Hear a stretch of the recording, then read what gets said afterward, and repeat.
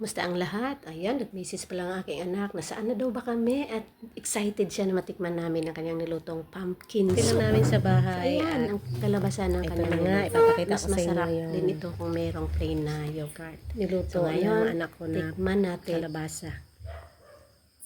Ewan ko kung anong lasa nito. Pero mukhang masarap naman. Pakita ko sa inyo. Thank you Lord for this food. Jesus name, Amen. So, tikman natin ang pumpkin soup ng anak ko.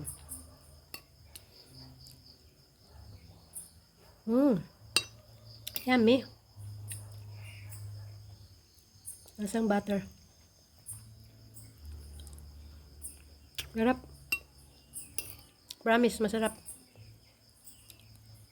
Meron pala siyang naluan niya ng meron siyang carrots.